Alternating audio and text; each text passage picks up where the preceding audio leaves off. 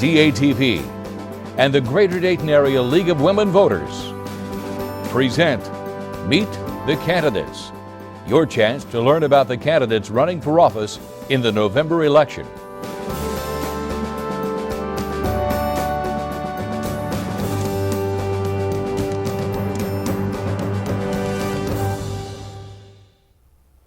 Hello, I'm Patty Skilkin. I'm the president of the League of Women Voters of the Greater Dayton area. Today I'm here talking with two candidates who would both like the one open position for Huber Heights City Council at large. The candidates are Glen Otto and Jan Vargo. Glen, I'm going to start with you. I'm going to give each candidate 2 minutes to make an opening statement. Use as much of that time as you wish, and just tell the voters anything you think they'd like to hear. Glen, you're up first. Thank you, Patty. Again, my name is Glen Otto. I am a candidate for City Council at-large seat in Huber Heights. And I'd like to say that my wife and I moved to Huber Heights in 1994, and we've raised a family there. We have 3 sons, 2 of which have graduated from Wayne High School, and 1 is still a student, a senior at Wayne. We own a small business in Huber Heights, and we've been very interactive throughout our community since moving there. We've worked with a lot of nonprofit organizations, a lot of youth organizations, and I have held positions with the city on the Ordinance Review Commission as the vice chair, and I currently hold a seat on the Board of Zoning Appeals. I believe that I have the time, the energy, and some ideas to move our city forward. It seems we've come to kind of a stall in our city, and we need to re-energize our city as it is. I'd like to rebuild the primary portions of Huber Heights and correct some of the issues that we've encountered over the years. Thank you. Jan, you have 2 minutes to make an opening statement. Tell the voters what you think they'd like to hear. Thank you, Patty. It's a pleasure to be here. I'm Jan Vargo, the incumbent for this seat. I am a widow. We ended up in Huber Heights because my husband was stationed at Wright-Patterson and became quite involved in the community because of our 5 children going to school. And whenever he retired, we stayed in Huber Heights and obviously became quite involved with the community. I really believe that our city is moving in the right direction. We have done a lot of economic development since I've been on council. As a matter of fact, when we first moved there, it was totally a bedroom community. We now have a full service community. We have the greatest fire department, police department, streets department, and it's thanks to the citizens because we are a very diverse community of citizens that care about where they live. And as a result, whenever we have asked for money in order to keep the services that we have, the citizens have come through. We now have in place a plan, and it's called the 2025 plan, that we have enough funding for the city that we don't have to ask for anything else. We will keep the same services that we have now through the year 2025. That's long-range planning.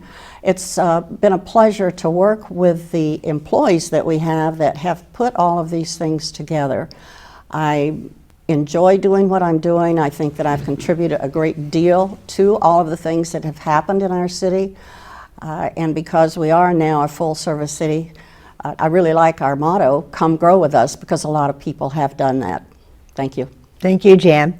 I'm going to start with you this time. All right. There's a lot in the newspaper and on the news about annexations and mergers of cities, townships, counties. How do you feel about that? Would any sort of a merger situation be a benefit to Huber Heights? When you say any kind of a situation, I think that if any landowner came to us and asked to be annexed, then we would certainly look at that. We already do cooperation between cities. For instance, we have the Tri-City wastewater situation with Vandalia, Tip City, and Huber Heights, where we have one wastewater treatment plant that we all work together with. So anytime you have an opportunity to share services, that's fine. I think it's a good thing because it does save taxpayers money. But as far as what was it that you asked the Well, like city-county mergers or annexations. city-county mergers? I think that's premature. I'd have to see the devil's in the detail. I would really need to see the detail. And that's the way I am, no matter what it is, what question anyone asks me or I'm asked to vote on, I want to see the details. But right now, we're happy as a full-service city that we are now. Thank you. Glenn, same question to you. How do you feel about that? Well, Patty, I think that as far as the mergers and annexations are concerned, I think a city is best governed when it's a smaller unit. I'm all for cooperation with other cities and surrounding communities. I think that we can work with each other to achieve some common goals. But overall, mergers and annexations and pulling multiple municipalities together would end up being an overall mistake because we spread our responsibilities way too thin. If we stay local, we can focus on local issues, local activities, rebuild our communities, work with our people within our community, and drive forward to rebuild what we've currently got. Thank you. Let me see, who did I start with last time? Glen. Yes, Glen, I'm going to stay with you. What do you think the residents of Huber Heights are most concerned about right now? What's the buzz on the street? Patty, right now, what I hear more than anything else is people's concern with the fact that the vast majority of our city, everything located below I-70, has been kind of neglected. Our infrastructure is having issues. We are having constant water mains blow. Our streets are not in as good a shape as people would like you to believe. They need a lot of work. And though our departments do a great job with what they do, a lot of our departments are very underfunded. I also have a lot of people who have concerns with our park system. It is not, again, it's not been cared for the way it should. We've been given a great thing with our parks, and we're just not being good stewards of those parks. We're not taking care of them and giving back to the families of Huber Heights the way we should be through those park systems. So bottom line, primarily, I get a lot of feedback from local residents that our city seems to be more interested in building big, new, grand things, primarily north of 70, while the south of 70 seems to be neglected and is falling into disrepair, and that's something we really need to focus on. We need to rebuild the south end of Huber Heights.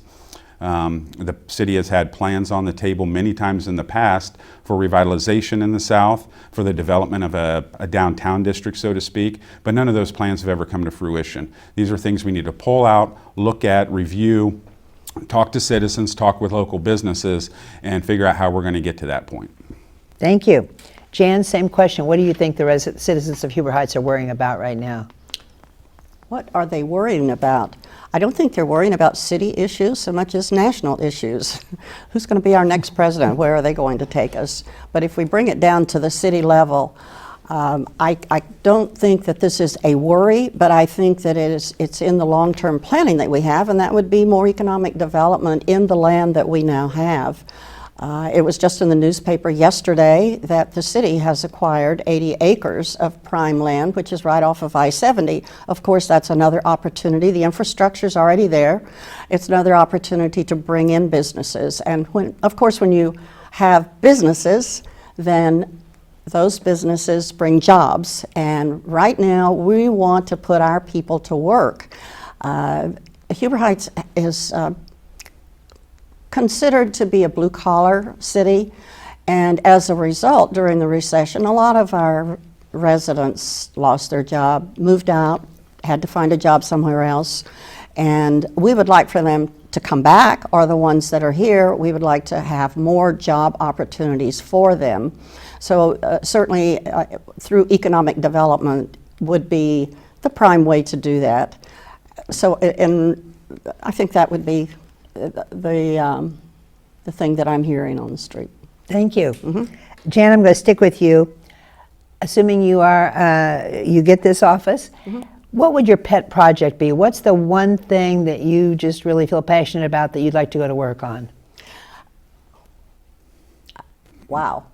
My pet project just happened, and that's getting our city into a good fiscal situation so that we have the funds to continue the services that we have now. So that being said, I will tell you that the economic development that I just talked about and having job opportunities so that our high school kids will be able to go on to college or go on to secondary training of some sort and come back to Huber Heights for jobs. Thank you. Same question for you. What's your pet project? What would your pet project be? Well, first I'd like to address what Jan spoke about with the budget. It seems that there's a possibility that we could be running a deficit budget next year, which is not a good thing for Huber Heights. I think that through the last decade or so, our spending on large projects has gotten a little out of control, and we've turned what was a positive budget and a positive bank balance, let's say, to a very large debt. We are in the tens of millions of dollars in debt, and we are currently moving more towards additional debt, it seems. As far as pet projects go, again, I'd like to focus on what I consider downtown Huber Heights and the lower end of Huber Heights. I think we need to start, again, pulling in our resources, which include local business owners, which include the people of Huber Heights, get them involved in conversations and find out what they're looking for in their city. We need to redevelop the south end of Huber Heights, find a true identity for ourselves, and start to rebuild our infrastructure.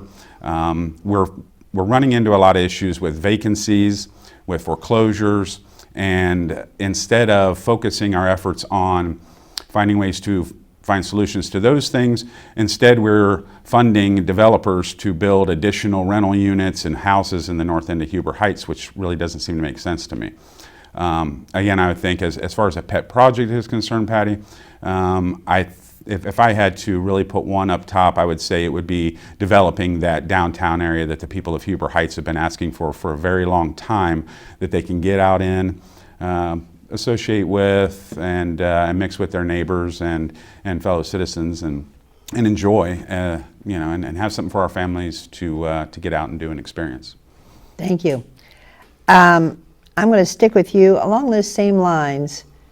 What's your vision for the future of Huber Heights? Looking 5-10 years down the road, where do you see Huber Heights being at that time? Patty, we've got a lot to work on. 5 to 10 years down the road, I would say that I'd like to see some cleaning up. Our Public Works Department was mentioned earlier, and though they do an amazing job with what they do, they're severely understaffed and underfunded. Our Public Works Department currently only has about 13 employees, and on any given day you may see 9 or 10 of those out there due to vacations, time off, things of that nature. We need to start staffing the things that are important to us and that are going to maintain our community.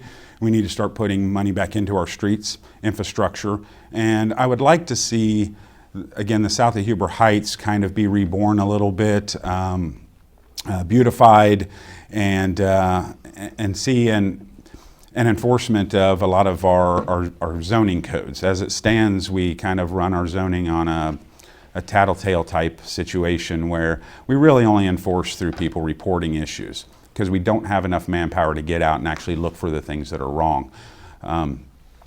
So I would say 5 to 10 years down the road, I look to see a rebuilding of the south of Huber Heights. I look to see a prosperous downtown area. I look to see more interaction with with the residents of Huber Heights and the businesses within Huber Heights as well. Our businesses have reached out to me. I've spoken with a lot of them, and they've told me that they don't see the interaction that they think they deserve. Our current council does not reach out to them in the way they should, and they would like to see more of that, and that's something else I plan to do, is look more to speak with those businesses and citizens.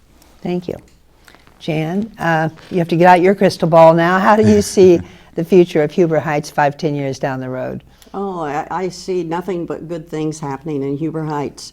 I have no objection to a downtown Huber Heights, but I will tell you that Glen is very, very wrong when he says that we're doing deficit spending. I think most folks know that the bond rating that we have now is so low, like less than 1%. It might be 1 or 2%. Well, wouldn't we all like to borrow money for that rate? And as a result, our finance director has made sure that we take advantage of that, use somebody else's money, and we're definitely not in deficit spending. As a matter of fact, we just got for, I don't know, the 12th year, 15th year, I'm not sure, in a row from the auditor of the state of Ohio that our audit came back 100% gold standard again. So whenever you have audits like that, you know that you're in good shape. We happen to have a finance director that's just very, very in tune with all of the capabilities. And as a result, I see in the future that we'll continue to bring in new businesses, take care of the ones that are there. I talk to businesses. I know there's not a week that goes by that I don't visit some of the smaller businesses, some of the larger businesses. I am in tune. Our council is in tune. We make sure that the person in charge of economic development is in tune. The current council has insisted that they stay in touch with them, and so they make visits weekly to so many. One week it might be 5, the next week it might be 10, the next week it might be 1. But they do stay in touch with to make sure that we're providing the services that we have now. I see a beautiful city that people will come. I see the homes that have been foreclosed upon now being occupied. I see our beautiful parks that are so well maintained and have projects. I see those all continuing, and something that hasn't been mentioned is that we already have 7 brand new schools, and I see the education in our city continuing to develop with the cooperation with City Council. Thank you, Jan. We're going to stay with you. We're getting ready to give our candidates an opportunity to speak directly to the voters. You'll have 2 minutes to answer the question that I forgot to ask, or that you wish I'd asked, or anything you think the voters would like to hear from you. Thank you. I don't think you have forgotten to ask any questions. You've done a nice job. Thank you for the opportunity. I just would like to say that I've been on council 25 years. In that 25 years, I have seen Huber Heights grow from a bedroom community into a full-service city. I'm very proud of the things that we have done. I'm proud of the opportunities that we have made available in the entertainment world, in the recreational world, and in the business world. And we've done this not by getting into the citizen's pocketbook, but by various ways of making it possible to build these, whether it's the aquatic center, the music center, the amphitheater, the splash pad, any of those things that are considered in some people's mind frivolous. That's what makes people want to come to Huber Heights and to grow with us. I am sure that the people that live there now live there because they like what's happening in our city. They like that when they come here, their kids will be able to get a good education. I had 3 that graduated from Wayne High School and from Wright State because they had the opportunity. And with the new, they didn't go to the new schools, they had the brand new buildings, but now they have so many programs that were not available before they were built, because now they have state-of-the-art opportunities. I would just ask that any voter in Huber Heights consider keeping me on council, because I've done a good job. I have a lot of energy, and I certainly have the time and the ability. Thank you for the opportunity again. Thank you, Jan. Glen, it's your turn to talk to the voters. 2 minutes. Again, thank you, Patty, for the opportunity. As my incumbent stated, she's been on council for a quarter of a century. And you will hear our current council and city officials tell you how great our city is doing and how wonderful it is. And you can drive around the city of Huber Heights and observe the vacancies in our shopping centers. You can observe the condition of our streets. They talk about our parks, and though we have an amazing park system that's available to us, and I have individuals willing to work with me to make great improvements to those park systems. Currently, they are going underserved, and they are not being maintained the way they should be to provide back to the citizens of Huber Heights. And from the standpoint of spending, our city has continually gone deeper and deeper and deeper into debt. We've got to put an end to that eventually. This borrowing and spending is not working out. The day is going to come where we're going to have to pay for this. Currently, we take the view of continually rolling this debt and only paying on the interest. The time's going to come where we're going to have to start paying on the principal. And when that time comes, we're going to have to face those issues. I'm not sure our current council is going to be willing to do that. Again, I would just like to say, if you believe that our city is doing extremely well and flourishing and everything's all good, please vote for the incumbents. If you believe that our city can do much better, if you believe that we have the resources available, if only we had the people to reach out and take advantage of those resources, then I would love to have your vote. I'm ready to move forward. I'm ready to start working, and I'm ready to continue being interactive with the people and the businesses within our community. Thank you, Glenn. That concludes our discussion with the two candidates for Huber Heights City Council, the at-large position. I want to remind all of our viewers to vote November 3rd. It is your right, it is your privilege, and in my opinion, it is your duty. Starting the week, I believe, of October 5th, the world-famous League of Women Voters Voter's Guide will be available. It is famous. It will be available in English and in Spanish. You'll find it at libraries and about a bazillion other locations. If you can't find one, call the office. We'll get you one. The number is 228-4041.